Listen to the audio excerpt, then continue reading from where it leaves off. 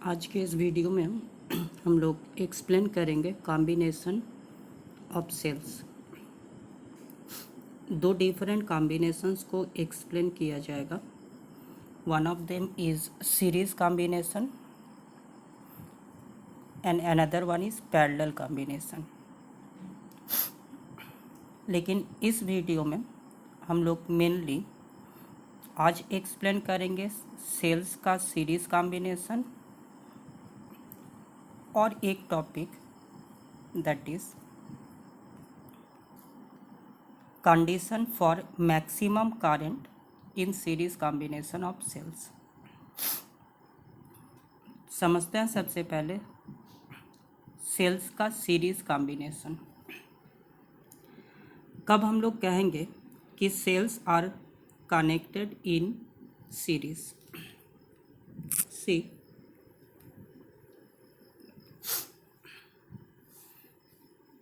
Here I have two cells. First cell के negative terminal को connect किया गया सेकेंड सेल के पॉजिटिव टर्मिनल के साथ। इस कॉम्बिनेशन को हम लोग कहेंगे सीरीज कॉम्बिनेशन, जिसमें किसी एक सेल के नेगेटिव के साथ हम लोग नेक्स्ट सेल के पॉजिटिव टर्मिनल को कनेक्ट करते हैं। Similarly, if you have to connect 3 cells in series, then second cell के नेगेटिव को हम लोग कनेक्ट कर देंगे थर्ड सेल के पॉजिटिव टर्मिनल के साथ एंड सो ऑन। तो here I have connected 2 cells of E1, EMF E1 and E2 having internal resistance R1 and R2 in series combination। हमें पता है सीरीज कॉम्बिनेशन में करंट का वैल्यू सेम रहता है, तो हम लोग करंट को मार्क करते हैं। करंट का डायरेक्शन होता है हमेशा पॉजिटिव टू नेगेटिव। तो फर्स्ट सेल के पॉजिटिव टर्मिनल से करंट फ्लो करके ये करंट पहुंचा फर्स्ट सेल के नेगेटिव टर्मिनल तक।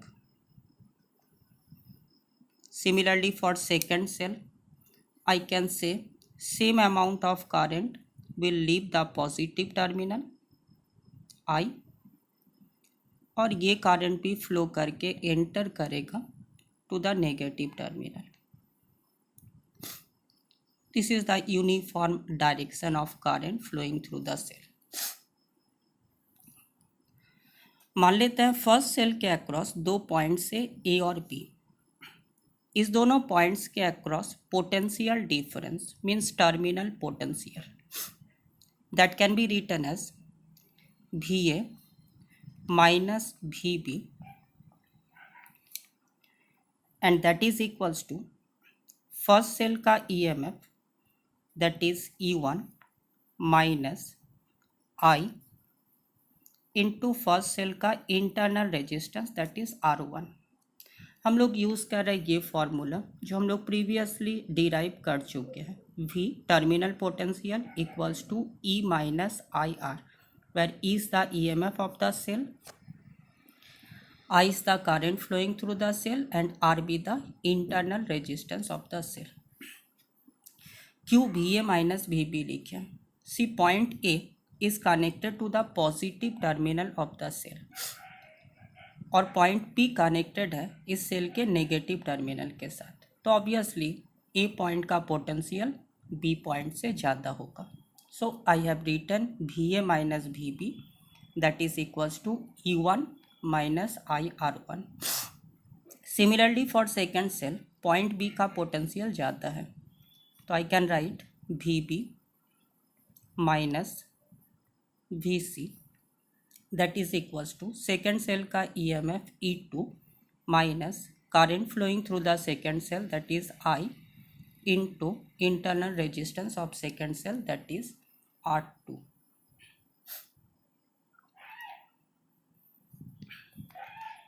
If I add these two equations, you will have VB or VB cancelled out and I am having VA minus VC that is equals to E1 plus E2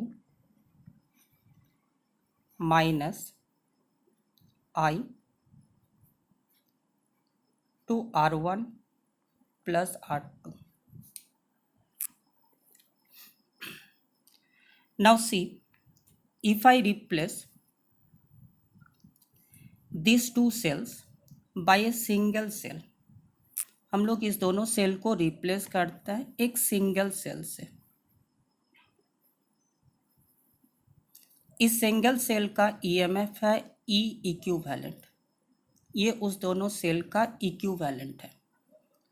इस single cell का internal resistance है are equivalent.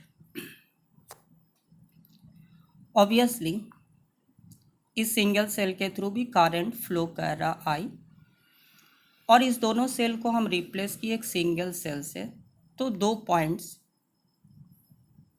As it is, one of them is A and another one is C. तो इस दोनों cell को replace किया गया एक सिंगल सेल से जिसका इक्विवेलेंट ईएमएफ है ई इक्विवेलेंट और इक्विवेलेंट इंटरनल रेजिस्टेंस है आर इक्विवेलेंट। अगर हम इस इक्विवेलेंट सेल के लिए इक्वेशन को लिखें तो I can write V A minus V C that is equals to E equivalent minus I into R equivalent. Consider this is the first equation and this one be the second. From 1 and 2, you can easily say E1 plus E2 equals to E equivalent. E equivalent equals to E1 plus E2.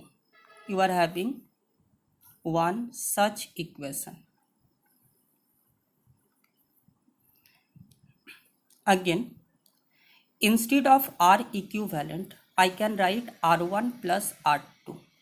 So another one is R equivalent, equivalent internal resistance equals to R1 plus R2.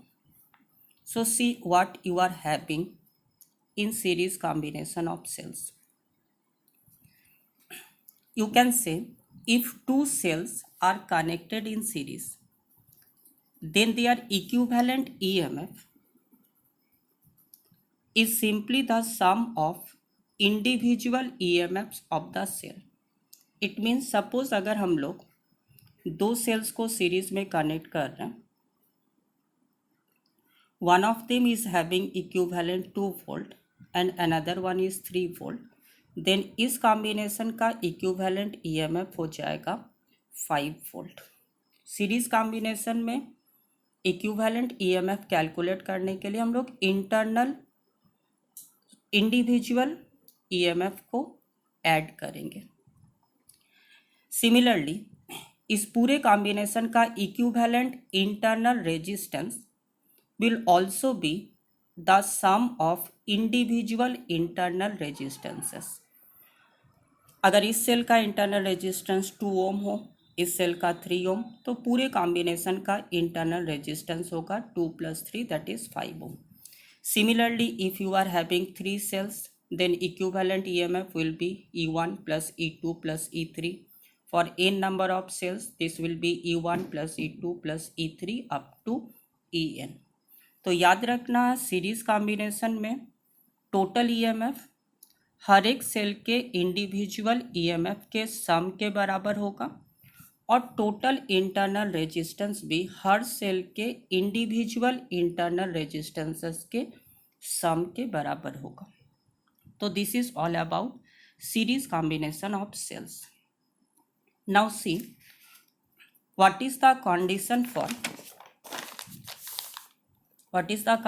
For maximum current in series combination. Series combination के through maximum current कब flow करता है? तो here in this diagram you are seeing I have connected n number of cells in series combination. all are having EMF E and their internal resistances are R. The total combination is connected across an external resistor capital R. Let I be the current flowing through this combination. Can you write what will be the expression for current flowing through the circuit?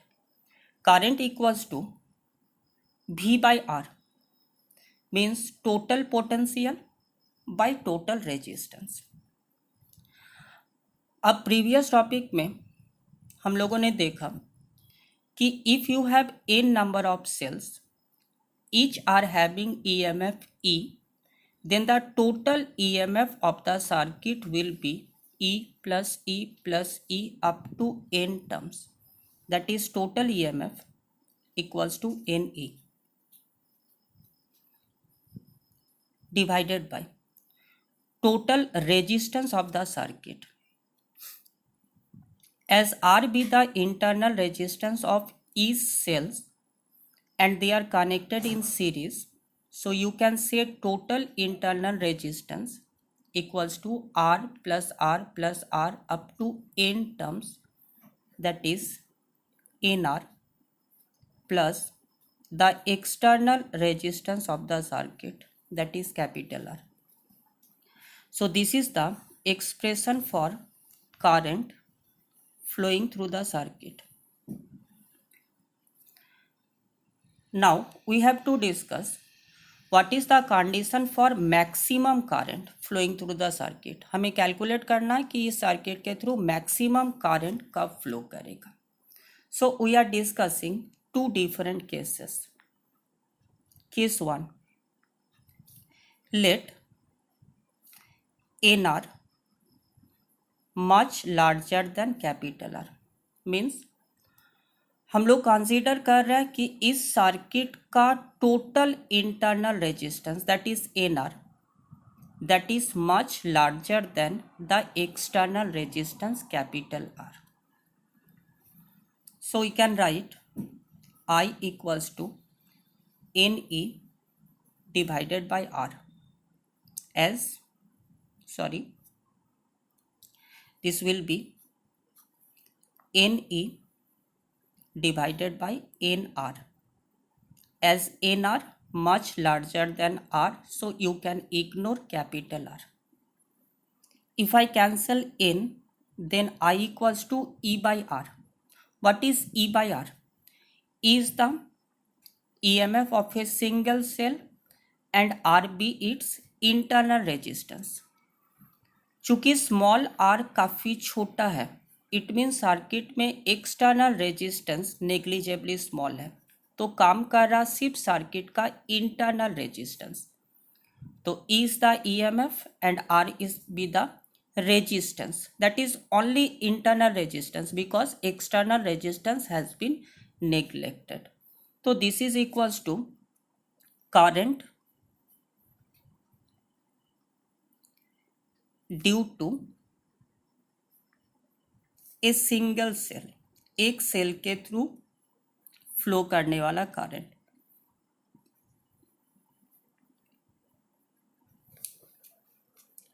Now see, if I reverse the condition, if I take case number 2, that is let total internal resistance of the circuit is much smaller than external resistance, means ये external resistance बहुत बड़ा है as compare to this internal resistance. For example, suppose I am taking an external resistance of 200 ohm while the internal resistance are 1 ohm and you have connected 10 cells.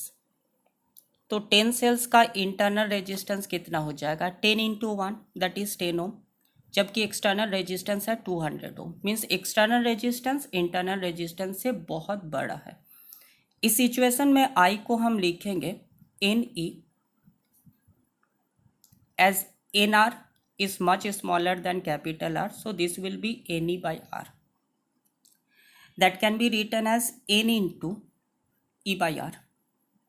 Now what is E by R? Is the EMF of a cell.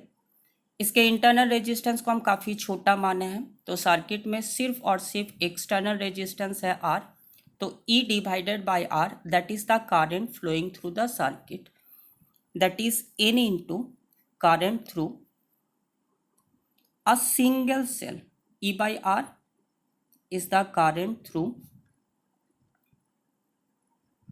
a single cell।